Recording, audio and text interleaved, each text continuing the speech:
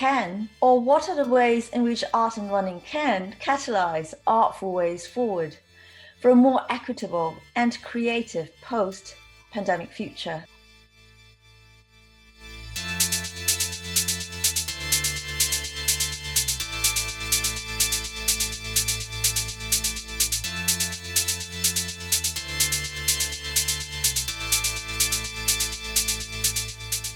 What can running-inspired art and art-inspired running review? After all, haven't artists always catalyzed change in how we think about ourselves and other bodies and minds and the world around us? You can't muscle through a 24-hour run.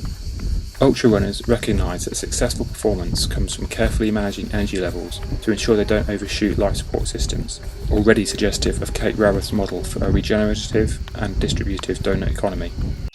You call it mental health. I call it joy. I call it art and exploration and being a human being, running up a bamboo pole. I started running again at age 71. Well, they closed the pools, didn't they? So swimming was out. I had not run since I was 41, when backache and parenting had held me back. But I wasn't asking anyone's permission.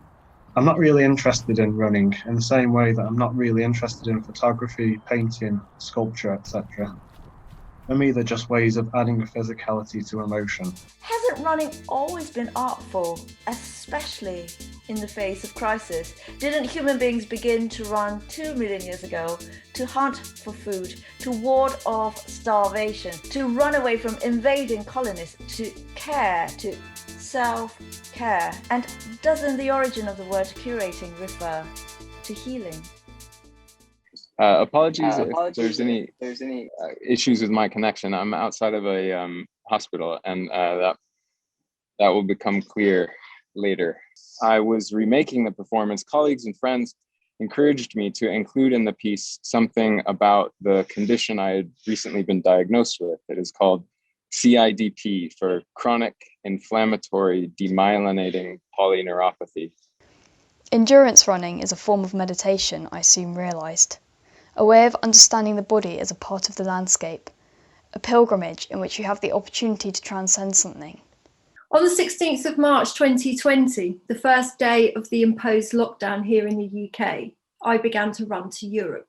I really love that last phrase from Tay with, take up some space by running, however slow and broken I am. And I can see that resonating in terms of that notion of gesture, that becomes, this is the occupation of public space, that no matter the state I feel I am in, I take up some space.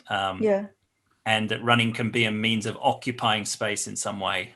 And I wanted to see if I could take a group of women on a sports journey. And in Sparkbrook, this was a couch to a 5K challenge.